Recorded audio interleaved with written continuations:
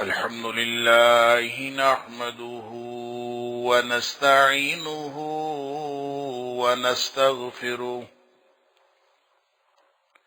ونؤمن به ونتوكل عليه ونعوذ بالله من شرور أنفسنا ومن سيئات أعمالنا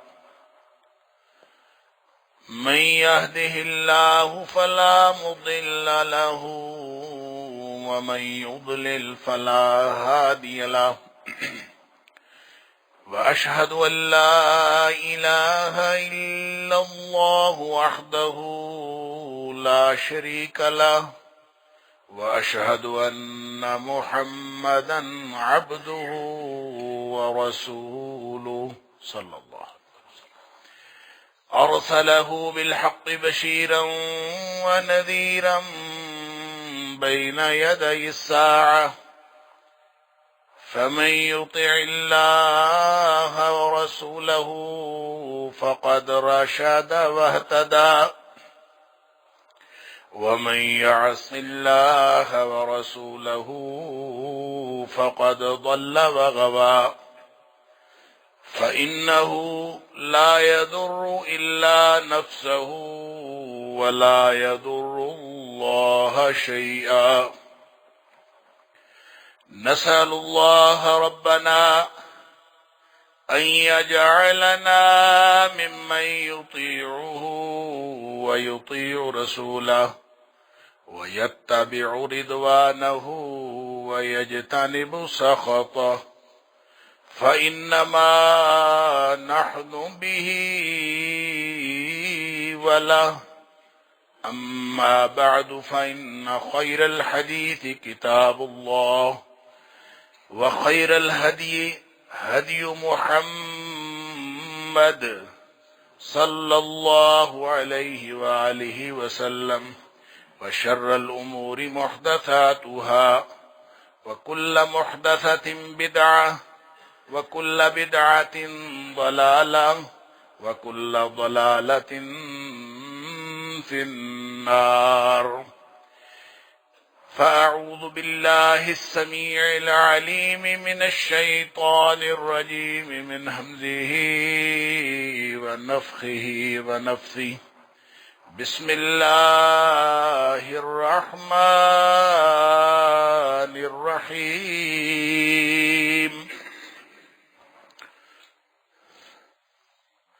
لا تجعلوا دعاء الرسول بينكم كدعاء بعضكم بعضا قد يعلم الله الذين يتسللون منكم لواذا فليحذر الذين يخالفون عن أمره أن تصيبهم فتنة أو يصيبهم عذاب أليم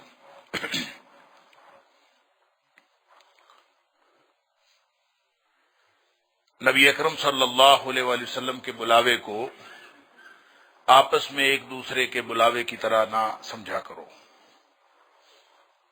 یقیناً اللہ خوب جانتا ہے کہ تم میں سے جو کوئی بھی نظر بچا کر کھسک جاتا ہے،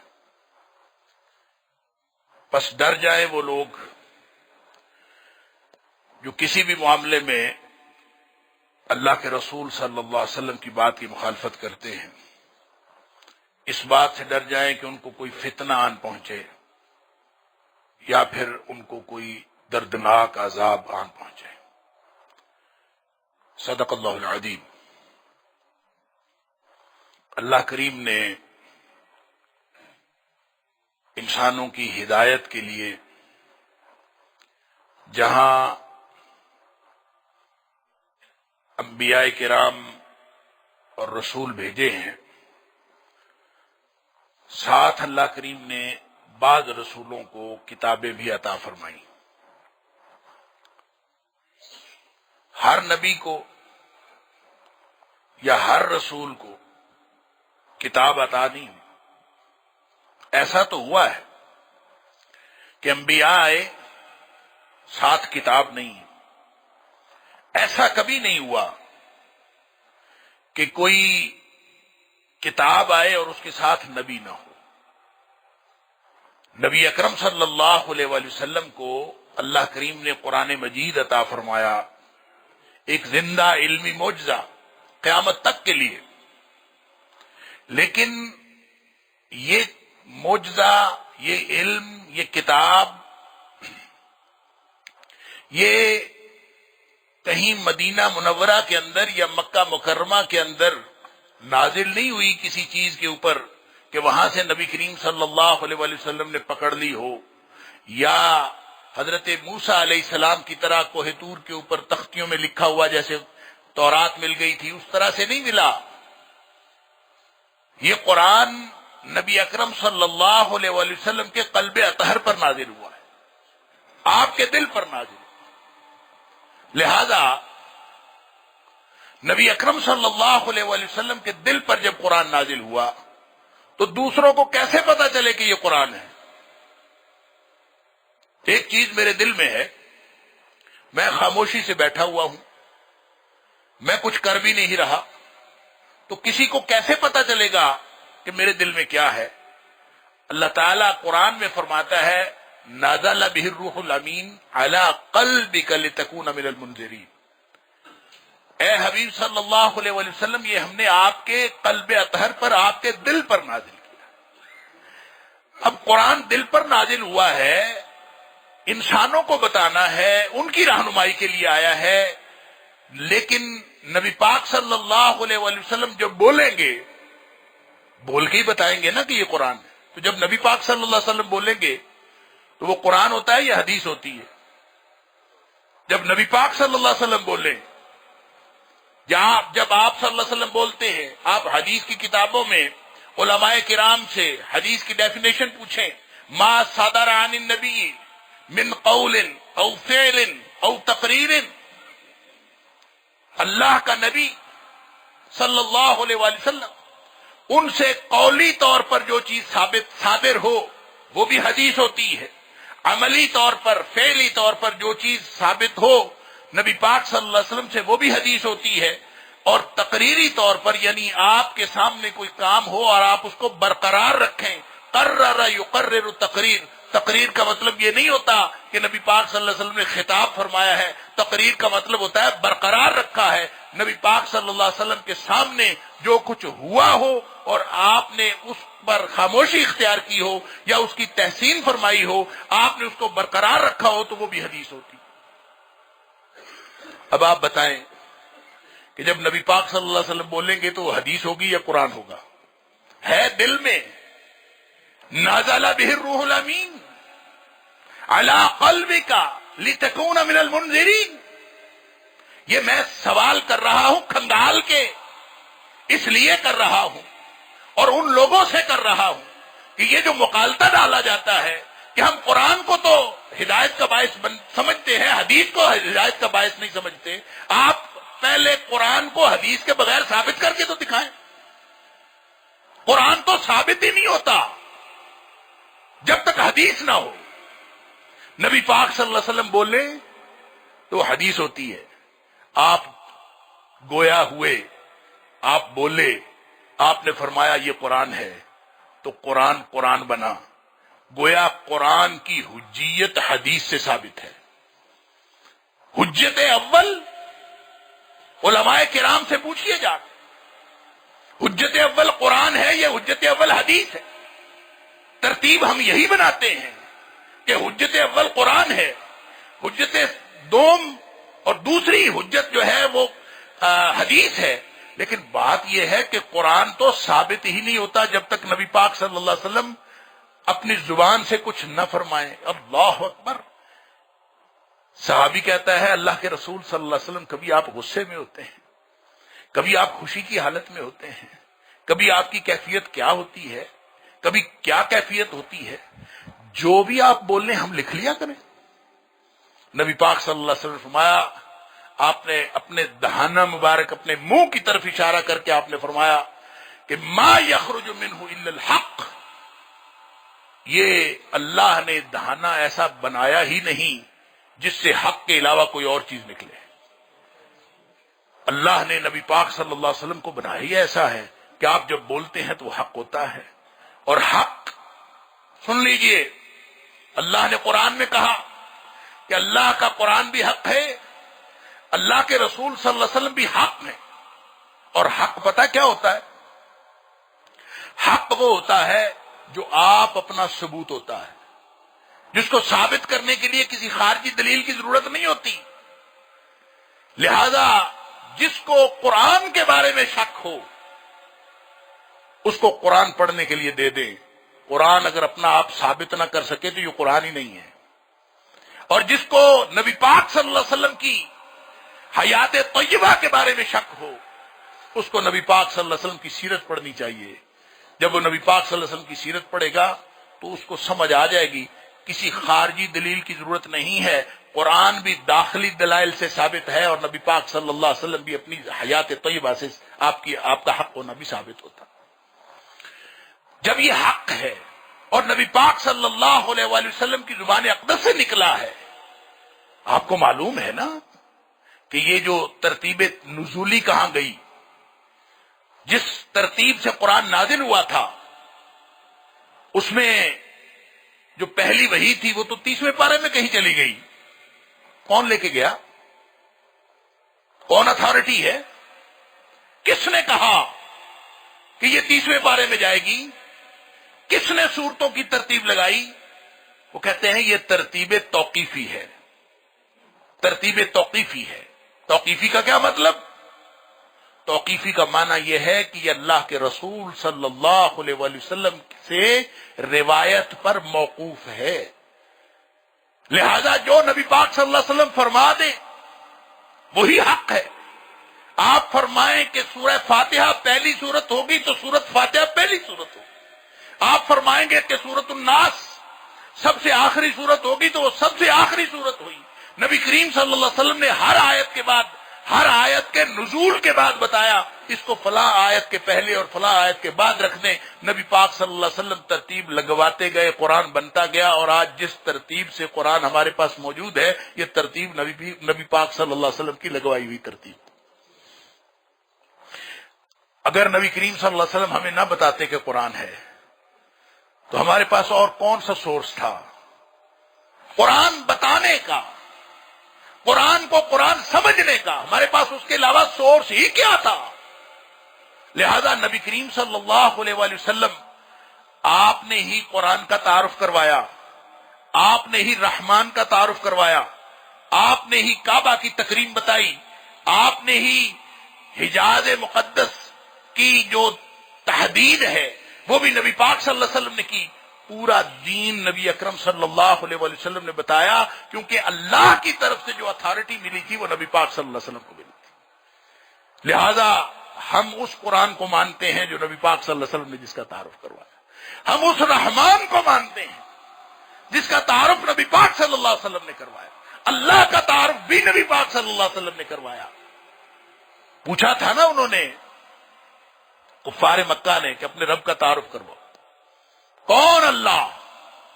اس کا تعارف فرمایا قل هو اللہ احد، آپ تعارف کروا دیجئے، وہ اللہ وہ احد ہے، یکتا ہے، اللہ الصمد، ہر حوالے سے ہر نسبت سے بے نیاز اور بے پاک ہے، اور نہ اس کے کوئی برابر کا کوئی ہے، نہ اس کے نیچے کوئی لڑی ہے، نہ اس کے اوپر کوئی لڑی ہے، نہ اس کے برابر کا کوئی ہے، وہ ہے اللہ۔ یہ تعارف کس نے کروایا؟ نبی کریم صلی اللہ علیہ وسلم۔ تو کہنے کی بات یہ ہے کہ اللہ نے دین کی اتھارٹی نبی پاک صلی اللہ علیہ وسلم کو دی۔ یہ جو میں نے آپ کے سامنے آیت پڑھی یہ سورہ نور کی آیت ہے، اور سورہ نور احکام کی صورت ہے، احکام کی صورت ہے سورہ نور، اور اس کے آخر پہ جا کے آیت نمبر 62 ہے غالباً یہ، تو آخر پہ جا کے اللہ کریم یہ سمجھا رہے ہیں کہ تم احکام کی بات کرتے ہو، احکام کے بارے میں بھی نبی اکرم صلی اللہ علیہ وآلہ وسلم کا فرمایا وہ حتمی ہے، یعنی قرآن کے احکام حتمی ہیں، لیکن قرآن نبی پاک صلی اللہ علیہ وسلم پر نازل ہوا ہے، مثال کے طور پر میں ایک مثال دیتا ہوں. اللہ تعالیٰ نے سورہ بقرہ کی آیت نمبر 173، سورہ مائدہ کی آیت نمبر 3، سورہ النحل کی آیت نمبر 115، اللہ کریم نے ایک بات بار بار بتائی کہ مردار ہر قسم کا حرام ہے اور ہر قسم کا خون حرام ہے. ہر قسم کا مردار. حرمت علیکم المیتہ والدم. المیتہ اور الدم جب قرآن نے کہہ دیا تو اس کا مطلب ہے ہر قسم کا خون اور ہر قسم کا مردار حرام ہے. نبی اکرم صلی اللہ علیہ وسلم فرماتے ہیں احلت لکم میتتان ودمان، تمہارے لیے 2 خون اور 2 مردار حلال کر دیے گئے ہیں. قرآن کہتا ہے ہر چیز حرام ہے، ہر مردار حرام ہے، ہر خون حرام ہے. نبی اکرم صلی اللہ علیہ وسلم فرماتے ہیں 2 خون اور 2 مردار تمہارے لیے حلال کیے گئے.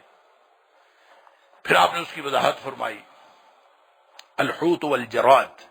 مردار جو حلال کیے گئے ہیں ایک مچھلی ہے اور ایک پتے کھانے والی مکڑی ہے جو ہزاروں کی تعداد میں آتی ہے اور پتے کھاتی ہے، باغات اجاڑتی ہے. اس کو اگر پکڑ لیں اور وہ تڑپ تڑپ کے وہ مر جاتی ہے، اس کو کچنار کی طرح پکا لیں، وہ بھی حلال ہے. مچھلی کو پانی میں سے باہر نکالیں، وہ تڑپ تڑپ کے مر جاتی ہے، اس کا مردار بھی حلال. میں ایک سوال پوچھتا ہوں ان لوگوں سے جن کا خیال یہ ہے کہ قرآن تو حجت ہے، نبی پاک صلی اللہ علیہ وسلم کا فرمان حجت نہیں ہے. ان سے یہ پوچھیں مچھلی ذبح کر کے کھاتے ہیں کہ بغیر ذبح کیے کھاتے ہیں؟ اگر مچھلی کا مردار کھاتے ہیں تو مچھلی کا مردار تو نبی پاک صلی اللہ علیہ وسلم نے حلال کیا ہے، وگرنہ قرآن نے تو ہر قسم کا مردار حرام کیا ہوا ہے. مچھلی تمہارے لیے حلال ہو ہی نہیں سکتی. اور اگر تم مچھلی کھاتے ہو اور بغیر ذبح کیے ہوئے کھاتے ہو تو اس کا مطلب یہ ہے کہ تم زبان حال سے حجیت حدیث کے قائل ہو، نبی پاک صلی اللہ علیہ وسلم کی حجیت کے قائل ہو. جو آپ نے فرما دیا وہی حجت ہے. اب یہاں اللہ کریم نے احکام کی صورت میں آخر پہ کنکلیوڈ کرتے ہوئے فرمایا اللہ کے رسول صلی اللہ علیہ وسلم کے بلاوے کو عام بلاوے کی طرح نہ سمجھیں، آپس میں ایک دوسرے کے بلاوے کی طرح نہ سمجھیں. یہ اللہ کے رسول صلی اللہ علیہ وسلم کا بلاوا ہے. میں نے دعا کا ترجمہ کیا بلاوا. دعا کے 3 ترجمے. دعا کا ترجمہ دعا بھی ہوتا ہے جو اللہ کو پکارنا، اللہ کو مانگنا، اور لہذا نبی پاک صلی اللہ علیہ وسلم کی دعا آپس میں ایک دوسرے کی دعا کی طرح نہ سمجھنا. تمہاری دعا پتہ نہیں کہیں جائے گی کہ نہیں جائے گی. جب اللہ کے رسول صلی اللہ علیہ وسلم کسی کے لیے دعا کر دیں تو اس کا بیڑا پار ہو جاتا ہے، کسی کے لیے بد دعا کر دیں تو اس کا بیڑا غرق ہو جاتا ہے. لہذا نبی پاک صلی اللہ علیہ وسلم کی دعا کو آپس میں ایک دوسرے کی دعا کی طرح نہ سمجھیں.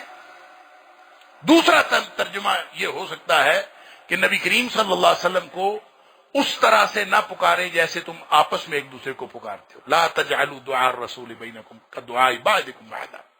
آپس میں ایک دوسرے کو پکارنے کی طرح نبی پاک صلی اللہ علیہ وسلم کو تو نہ پکارو. آپ ایک دوسرے کو نام لے کے پکار لیتے ہیں.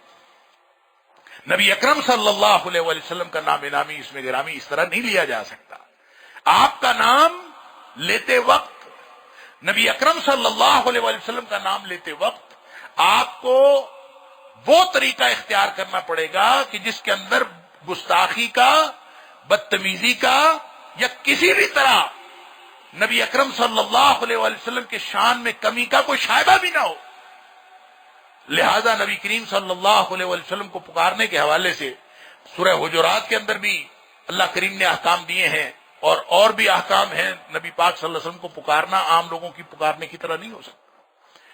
تیسرا مفہوم جو میں نے ترجمہ کیا ہے وہ ہے بلاوا، کہ نبی پاک صلی اللہ علیہ وسلم آپ کو بلائیں تو نبی کریم صلی اللہ علیہ وسلم، ہم ایک دوسرے کو بلاتے ہیں، کسی نے بلایا آپ جائیں نہ جائیں یہ آپ کا مسئلہ ہے.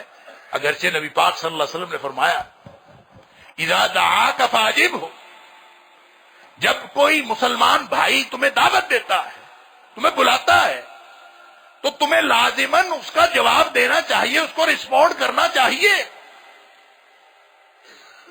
لیکن اگر کوئی شخص نہیں جاتا تو وہ گناہگار ہوگا زیادہ سے زیادہ. لیکن نبی پاک صلی اللہ علیہ وسلم کے بلاوے کے بعد اگر کوئی نہیں جاتا، اللہ، اور آپ نے بلایا ہو اور کوئی نہ گیا ہو، نبی پاک صلی اللہ علیہ وسلم کا بلاوا.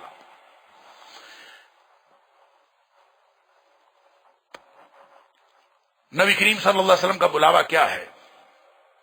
نبی کریم صلی اللہ علیہ وسلم کا بلاوا آپ کی پوری حیات طیبہ کے جتنے فرامین ہیں وہ امت کو بلاوا ہے. ہوتا یہ تھا، یہ آیت جو قد یعلم اللہ الذین یتسللون منکم لواذا، یہ جو آیت ہے یہ اصل میں منافقین کے طرز عمل کے بارے میں ہے. منافقین کیا کرتے تھے؟ جب نبی پاک صلی اللہ علیہ وسلم کسی کام کے لیے بلاتے تھے تو منافقین کو بھی آنا پڑتا تھا. اس کی وجہ یہ ہے کہ اگر منافقین اہل ایمان کے ساتھ نہ آئیں تو وہ ایکسپوز ہو جاتے تھے. تو انہوں نے چونکہ اپنے آپ کو ایکسپوز ہونے سے بچانا ہوتا تھا، لہذا نبی پاک صلی اللہ علیہ وسلم کے بلانے پر وہ بھی آ جاتے تھے لیکن بات نہیں مانتے تھے نبی پاک صلی اللہ علیہ وسلم. اور کوئی ادھر کھسک گیا نظر بچا کے، کوئی ادھر کھسک گیا. اللہ فرماتا ہے قد یعلم اللہ الذین یتسللون منکم لواذا، اللہ ان لوگوں کو خوب جانتا ہے تم میں سے جو آنکھ بچا کر ادھر ادھر کھسک جاتے ہیں.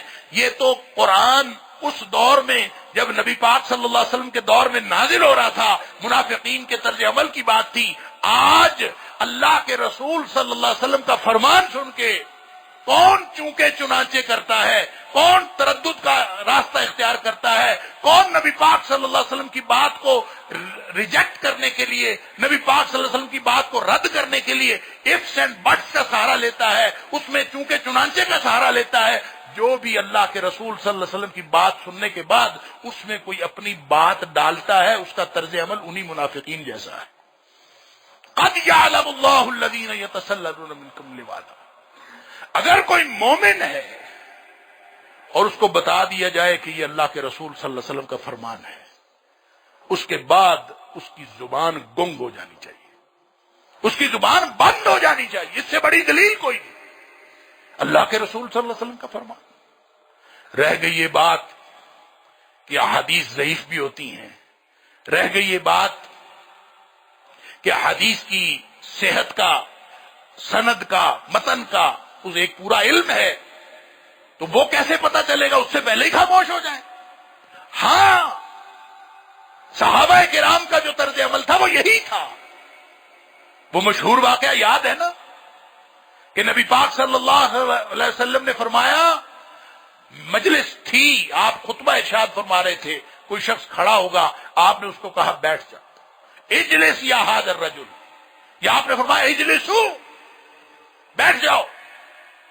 کوئی آدمی باہر سے آ رہا تھا، گلی سے آ رہا تھا، اس کے کان میں آواز پڑی نبی پاک صلی اللہ علیہ وسلم کی آواز، الفاظ بیٹھ جانے کے، وہیں بیٹھ گیا. حالانکہ اس کو نہیں کہا تھا، وہیں بیٹھ گیا. بعد میں اس کو جا کے بتایا گیا کہ نبی پاک صلی اللہ علیہ وسلم نے تمہیں نہیں کہا، وہ تو کسی اور کو کہا تھا، لہذا اٹھ جا.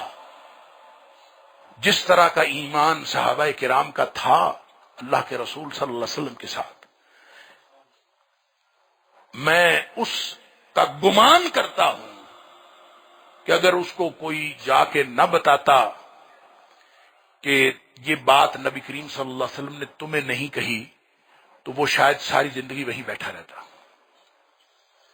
اس لیے کہ صحابہ کرام کی زندگی ساری کی ساری نبی اکرم صلی اللہ علیہ وسلم کے فرامین کے ساتھ منسلک تھی، اور ہم آنکھ بچا کے کوئی ادھر کھسکتا ہے، کوئی ادھر کھسکتا ہے، جو ہی حدیث آ جائے سامنے، یا تو پھر بڑے دیدہ دلیری کے ساتھ یہ بھی کہہ دیتے ہیں کہ ہاں حدیث تو ہے پر میں اس کے اوپر عمل نہیں کر سکتا، مجھ سے ہوتا نہیں ہے، میں کر نہیں سکتا. اللہ فرماتا ہے فَلْيَحْذَرِ الَّذِينَ يُخَالِفُونَ عَنْ أَمْرِهِ، پس ڈر جائے وہ لوگ جو اللہ کے رسول صلی اللہ علیہ وسلم کی مخالفت کرتے ہیں کسی بات میں. کس بات سے ڈر جائیں؟ ان تصیبہم فتنہ او یصیبہم عذاب علیم، یہ کہ وہ ان کو کوئی فتنہ پہنچے یا ان کو دردناک عذاب پہنچے. یہ جو میں 2 حدیث عرض کر دیتا ہوں، لمبی بات ہے، ان 2 حدیث سے آپ بات سمجھ لیں۔ میرے سے نہیں ہوتا، میں نہیں کر سکتا، مسلم شریف کی حدیث ہے۔ نبی پاک صلی اللہ علیہ وسلم کے سامنے کوئی شخص بائیں ہاتھ سے کھانا کھا رہا تھا۔ نبی پاک صلی اللہ علیہ وسلم نے اس کو کہا کہ کل بیمین، ایک بھائی دائیں ہاتھ سے کھاؤ۔ وہ چپ کر کے کھاتا رہا۔ اس بات سمجھ آئی، منافق تھا۔ اگر وہ مومن ہوتا تو وہ تو مر مٹ جاتے تھے اللہ کے رسول صلی اللہ علیہ وسلم کے فرمان پہ۔ اس نے توجہ ہی نہیں کی، چپ کر کے بائیں ہاتھ سے کھاتا رہا۔ نبی پاک صلی اللہ علیہ وسلم نے دوبارہ فرمایا کل بیمین، پھر وہ خاموش رہا، چپ کر کے کھاتا رہا۔ تیسری دفعہ پھر فرمایا بھائی دائیں ہاتھ سے کھاؤ۔ وہ آگے سے کہتا ہے لا استطیع، میرے سے نہیں کھایا جاتا۔ یہ وہ بات ہے جو آج کل فیشن ہے، اللہ تعالیٰ معاف فرمائے۔ حدیث تو ہے، میرے سے نہیں اس پر عمل ہوتا۔ حدیث تو ہے، میرے والد صاحب بھی اس پر عمل نہیں کر سکے۔ حدیث تو ہے کہ اس پر کوئی عمل نہیں کرتا، بڑے بڑے علماء عمل نہیں کرتے۔ بھئی حدیث تو ہے اور عمل نہیں کیا جا سکتا، اس سے بڑی گستاخی نبی اکرم صلی اللہ علیہ وسلم کی اور کیا ہوگی؟ وہ کہتا ہے لا استطیع، میرے سے نہیں کھایا جاتا۔ نبی اکرم صلی اللہ علیہ وسلم جو رسول رحمت ہیں، جو سراپا رحمت ہیں، لیکن اس شخص کی گستاخی اتنی بڑی تھی کہ نبی اکرم صلی اللہ علیہ وسلم کی زبان اقدس سے نکلا لستطعت، اللہ کرے تجھ سے کبھی کھایا ہی نہ جائے۔ پھر صحابی کہتا ہے کہ ہم نے دیکھا کہ اس کا دایاں ہاتھ شل ہو گیا، پھر وہ ساری زندگی بائیں ہاتھ سے استنجا کرتا رہا اور بائیں ہاتھ سے کھاتا رہا، وہ کبھی دائیں ہاتھ سے کھا نہیں سکا۔ نبی اکرم صلی اللہ علیہ وسلم کی بد دعا لگی، لا تجعلوا دعاء الرسول بینکم کدعاء بعضکم بعضا، آپس میں ایک دوسرے کی دعاؤں اور آپس میں ایک دوسرے کے بلاوے کی طرح نبی پاک صلی اللہ علیہ وسلم کے بلاوے کو نہ سمجھیں۔ اور پھر ایک دوسری حدیث میں عرض کر کے بات مکمل کرتا ہوں، وقت ہو گیا، کہ ایک حدیث ہے، بڑی عام ایک مسئلہ جو ہر شخص کو پیش آتا ہے، اس کے بارے میں۔ بیٹا بیٹی کا رشتہ ہم کرتے ہیں۔ نبی اکرم صلی اللہ علیہ وسلم نے فرمایا جب آپ نے بیٹے کے لیے رشتہ ڈھونڈنا ہو تو 4 معیارات ہیں۔ اس میں سے ایک معیار یہ ہے کہ وہ مال کی وجہ سے آپ اس کی انتخاب کر لیں، یا آپ اس کے حسب نسب کی وجہ سے انتخاب کر لیں، یا آپ اس کے خوبصورتی کی وجہ سے انتخاب کر لیں، یا آپ اس کے دین کی وجہ سے انتخاب کر لیں۔ تو آپ نے فرمایا فاظفر بذات الدین تربت یداک، تیرے ہاتھ خاک آلود ہوں، دین والی کے ساتھ کامیابی حاصل کر۔ کتنے لوگ ہم میں سے اپنے بچوں کے رشتے ڈھونڈتے وقت ٹاپ پریورٹی پہ دین رکھتے ہیں؟ کیا ہم اللہ کے رسول صلی اللہ علیہ وسلم کی بات کو مانتے ہیں؟ اور اگر کوئی بیٹی کا رشتہ آ گیا تو نبی پاک صلی اللہ علیہ وسلم نے فرمایا کہ جب تمہاری طرف کوئی رشتہ لے کے آئے، من ترضون دینہ وخلقہ، رشتہ ایسا ہے کہ آپ کو اس کے اخلاق اور اس کے دین پر کوئی اعتراض نہیں ہے، وہ پسند ہے آپ کو۔ من ترضون دینہ وخلقہ، دین بھی اس کا اچھا ہے، اخلاق بھی اس کا اچھا ہے۔ نبی پاک صلی اللہ علیہ وسلم فزوجوہ، اپنی بہن بیٹی کا رشتہ کر دو اس کے ساتھ۔ اس کے بعد بہانے نہ بناؤ کہ ہماری بیٹی تو ابھی پڑھ رہی ہے، وہ BA کرے گی پھر کریں گے، وہ بچہ کسی قابل ہوگا تو پھر کریں گے، فلاں ہوگا تو کریں گے۔ بہانے نہ بناؤ، رشتہ آ گیا ہے، اچھا ہے، بچہ بچی بالغ ہیں، رشتہ آ گیا، فزوجوہ، اس کے ساتھ رشتہ کر دو۔ یہاں تک تو بات ٹھیک تھی، جو اگلی بات نبی پاک صلی اللہ علیہ وسلم فرمائی، وَإِلَّا تَفْعَلُوهُ، اگر نہیں کرو گے نا، باوجود اس بات کے کہ اچھے اخلاق والے، اچھے دین والے رشتے آتے ہیں، ہم اپنی اور کنسیڈریشن کی وجہ سے چھوڑ دیتے ہیں۔ فرمایا وَإِلَّا تَفْعَلُوهُ تَكُنْ فِتْنَةٌ فِي الْأَرْضِ وَفَسَادٌ عَرِيضٌ، زمین میں فتنہ پھیل جائے گا اور بہت بڑا بگاڑ ہوگا۔ یہ جو معاشرتی بگاڑ پیدا ہوا ہے یہ بے سبب نہیں ہے، یہ ہمارے کرتوتوں کے سبب ہے کہ ہم نے اللہ کے رسول صلی اللہ علیہ وسلم کی باتوں کو نہیں مانا۔ لہذا یہ فتنہ جو ہے یہ دنیاوی اعتبار سے ہے۔ مفسرین نے لکھا ہے کہ جو بھی اللہ کے رسول صلی اللہ علیہ وسلم کی بات کی مخالفت کرتے ہیں اس کے دو نتیجے نکلتے ہیں، ایک تو فتنہ اور دوسرا دردناک عذاب۔ دردناک عذاب آخرت میں ہوگا، فتنہ یہی دنیا پہ انسان کو جو اللہ کے رسول صلی اللہ علیہ وسلم کی بات سننے کے بعد مخالفت کرتا ہے بغیر کسی وجہ کے، وہ جو مخالفت کرتا ہے تو اس کو دنیا میں ہی وہ فتنہ جھیلنا پڑتا ہے، اس فتنے کا سامنا کرنا پڑتا ہے۔ اللہ تعالی ہمیں ہر طرح کے فتنوں سے محفوظ فرمائے۔ وآخر دعوانا الحمدللہ رب العالمین۔